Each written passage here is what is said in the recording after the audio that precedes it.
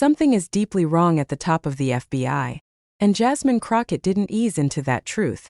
She came in like someone who'd watched enough excuses, enough posturing, and enough spin to last a lifetime. From the moment she opened her mouth, she made one thing painfully clear. America's most powerful law enforcement agency is being led by someone who never should have been put within 10 miles of the director's chair. And once she started laying out the reasons why, the room shifted. The tone changed. Because this wasn't just oversight. This was a warning. Crockett didn't start with politics. She didn't start with party lines. She started with the one thing no one in that hearing could deny. To appoint to very important positions, including this one, because I did have to make sure that I wasn't going crazy. But when I say that you are the least qualified FBI director in the history of the FBI, that is real, because you are the only one that never even served with the FBI prior to joining, yet we are supposed to believe that you are the greatest thing since sliced bread. I didn't ask you a question. Now, what I want to go through is to talk about why you are a failure and why, honestly, we just need to tell you bye-bye. I know that you got a little upset and you put on your show for your boss because it seems like you're trying to save your job when it came to talking to Senator Booker yesterday. But let's go through some of your failures. So before you were even confirmed, and I think one of my colleague from Georgia, pointed out that you were already targeting career officials so that you could direct illegal firings. Mind you, these cases that you were so upset about, which are the ones tied to Trump, the cases came through his handpicked FBI director. And frankly, when people sit around and say things like, oh, you know, we're happy because now we feel safe, I don't know who feels safe in this country except for the white supremacists, because I specifically as a black woman definitely don't feel safe. And frankly, my colleagues have been real nice to you today, and I applaud them, but I don't have the same demeanor because I know that multiple colleagues on this side of the aisle have faced death threats. In fact, somebody tried to kill one of my colleagues, and frankly, I don't know if this FBI or under your leadership, if those people would have been caught. I don't have any confidence in you. And if we start talking about the reasons that I lack confidence, we could start with you not just wanting to acknowledge some simple facts.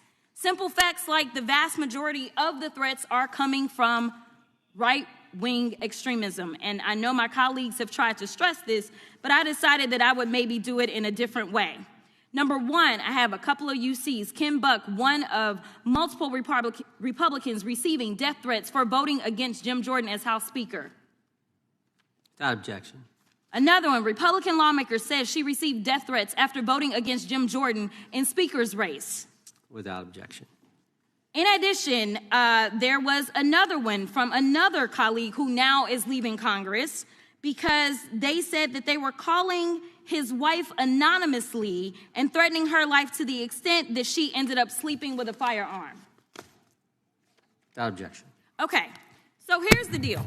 How are we supposed to have confidence when you're sitting up here telling the Senate yesterday that it will take you 14 years before you can get the FBI fully staffed to do their jobs? You're also now redirecting resources so that they can go and play ICE agents on the streets. You're getting rid of your most qualified people, and even when it came down to somebody that you consider to be a friend, you were posted up having some fancy dinner to the extent that you posted not only once erroneously, you posted twice erroneously as it relates to catching somebody, and then you want to go and say, let me take a victory lap. Because honestly, if it wasn't for parents deciding that they were going to turn in their child, it seems like y'all wouldn't have got there, even though he literally confessed online. So I'm confused about what it is that the FBI is doing except for trying to put on a show for the apprentice or whatever you want to call him. The day after all of this took place, there was domestic terrorism that was taking place at HBCUs. They were targeted. Yet I didn't hear anything from the FBI about what was going on. And again, black people kept saying, how did we end up in this? because the numbers are so very clear that white supremacy is a problem. And honestly, I've not heard anything out of you today that makes me believe that you're going to do anything about the white supremacy problem, the one that is leading to children being killed, children being shot, as well as members of their community as they're worshiping in their churches. The time of the gentlelady has expired. If the gentleman would like to respond to any of that. Well, I'll respond. Kash Patel, as I said when I introduced him, public defender, former prosecutor, top staffer on the House Intelligence Committee, Deputy Director of National Intelligence with the National Security Council, Chief of Staff at the Department of Defense, and FBI Director. I think that's a pretty good resume for the guy who's now running the top law enforcement agency in our country, and we've seen all the stats that he's given to the committee on how much better they're doing at getting the bad guys than the previous guy was doing. With that, I recognize the gentleman from South Carolina. Thank you, Mr. Chairman. Director Patel, I think you're witnessing some auditions, clickbait auditions for the Academy Award for my Democratic colleagues. We'll see how they fare as they're on MSNBC later on today. But do you care, before I launch into my line of questioning, to respond to Ms. Crockett from Texas on that very elaborate and theatric display? Here's what I've learned in my government service. I don't give a damn what they say about me as long as I'm succeeding in the mission. We're succeeding in the mission because the men and women of the FBI have never been empowered to do more work and to hit the streets harder than by President Trump's authorities and resources he's given us. And so all I care about is that we are capturing more child predators than ever before, taking more drugs off the streets than ever before, that we are capturing murderers at a significantly historic rate, and we're delivering this country the lowest murder rate in recorded history. That are facts that you cannot dispute. But you can come at me all you want. I don't care. Thank you, Director, for that. And we appreciate your service. We appreciate the results speak for themselves, I think, pretty plainly, and your commitment not only to results, but to transparency. So we do appreciate that. Every single FBI director in modern history had experience inside the FBI, except the man sitting in front of her. No field work, no investigative record, no internal leadership path, nothing. She told the room she even double-checked, just to make sure she wasn't losing her mind. But the facts were the facts. He was the only person to take that job without ever serving in the bureau he now commands. That wasn't her opinion. That wasn't her exaggeration. That was the resume. And from that moment, Crockett had the room. Because if the director of the FBI has never actually been part of the FBI, what exactly is he leading? What does he understand? What can he even claim to know? But she didn't stop there. Once she tore through the qualification gap, she went straight for the part she said mattered even more. The failures. She reminded him bluntly that he started going after career officials before he even had the job.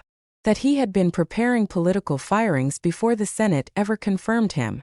That he was already ready to reshape the Bureau, not with reforms, not with expertise, but with loyalty tests.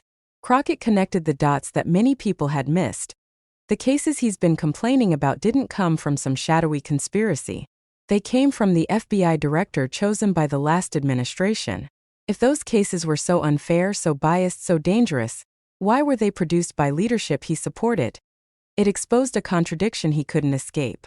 Because Crockett's point wasn't that he inherited chaos. Her point was that he created it. And then she shifted. She moved away from the bureaucratic talk, the procedural fights, and the institutional failures, and she went somewhere deeper. She talked about safety. Real safety. The kind communities feel when the people in power actually acknowledge threats instead of pretending they don't exist. Crockett made it personal. She said she doesn't feel safer under his leadership. Not as a lawmaker, not as a public figure, and not as a black woman in America. And she didn't stop at her own experience. She brought in what the nation had been watching happen in real time. Colleagues across the aisle receiving serious threats. Families getting doxxed. Lawmakers forced to sleep with weapons nearby because they didn't know if someone angry at a vote would show up at their door. Crockett didn't frame this as opinion. She framed it as proof. Proof that the climate is more dangerous. Proof that threats are rising. Proof that the people sitting in that room, regardless of party, have been living through it. And then she brought out the receipts. Not theories. Not speculation. Receipts. Multiple examples of Republican lawmakers receiving threats so intense their families feared for their lives. One of them said his spouse started sleeping with a firearm because the calls became so constant, so specific, and so terrifying she didn't know what else to do. Another received threats just for voting differently during leadership elections. Another was driven out of Congress entirely after repeated threats made it impossible to stay. Crockett didn't bring this up to defend anyone. She brought it up to show something Patel refused to say publicly. The vast majority of threats right now have been coming from extremist ideologies on the right, something even pre-Patel FBI leadership documented repeatedly. Something the Bureau has known. Something the Bureau has tracked. Something the Bureau has reported for years. But Patel wouldn't acknowledge it. And that silence, Crockett argued, wasn't just uncomfortable. It was dangerous. Because when a leader refuses to name the source of violence, the people facing that violence lose trust. Communities lose trust. Lawmakers lose trust. Victims lose trust. And without trust, the FBI cannot function. But Crockett wasn't just there to talk about political violence. She also came for Patel's competence, or rather the absence of it. She reminded him of what he told the Senate, that it would take 14 years to fully staff the FBI. 14 years. Almost a generation. A timeline so extreme it made people ask whether the Bureau could even respond to threats over the next decade. And while the FBI struggles to get staffed, Patel has been diverting agents away from their primary missions to do unrelated, ICE-style enforcement work on the streets. Crockett framed it as a backward strategy, taking trained investigators off the cases they're most needed for, and putting them into areas that fall outside the Bureau's core responsibilities. Her message was simple. America doesn't have 14 years to wait for the FBI to get its act together. Communities facing threats don't have 14 years. Lawmakers receiving death threats don't have 14 years. HBCUs facing targeted intimidation don't have 14 years. And yet that's the timeline Patel himself admitted on the record. But then Crockett switched gears again, this time pointing to something that was equal parts embarrassing and alarming. Patel posted false information about an arrest. Not once but twice. He didn't verify. He didn't confirm. He didn't wait for law enforcement to finish its job. He rushed online, posted incorrect congratulations, and acted like he had single-handedly restored public safety, except that's not what happened. The reality was brutal. The only reason the suspect was caught was because the suspect's parents turned him in. He confessed online. They saw it. They notified authorities. That's why the case closed. Not because Patel's FBI tracked him down. Crockett described it as a victory lap nobody earned. And that stung. Because if the director is more worried about appeasing political allies online than accurately informing the public, it raises a darker question. Is he leading the FBI, or performing for an audience? And then came the part that felt like Crockett's emotional tipping point. The day after Patel's false online celebration, something terrifying happened. Multiple HBCUs were targeted in a coordinated domestic threat campaign. Students were frightened. Parents were traumatized. Faculty didn't know what was coming next. Community leaders asked for updates, statements, briefings, anything. And yet Crockett said she heard nothing meaningful from Patel's FBI. No urgency. No nationwide pledge of protection. No reassurance for the students shaken by the threats. That silence wasn't just disappointing to her. It was enraging. Because the pattern was becoming clear. Patel was loud when he wanted attention and quiet when communities needed protection. Crockett framed this moment not as an intelligence failure, but as a leadership failure. A worldview failure. A moral failure. And then she delivered the line that felt like the weight behind everything she had said. I don't have confidence in you. It wasn't personal. It was professional. It was constitutional. It was national security. She explained that leadership of institutions like the FBI is about legitimacy, the kind of legitimacy that comes from experience, empathy, and credibility.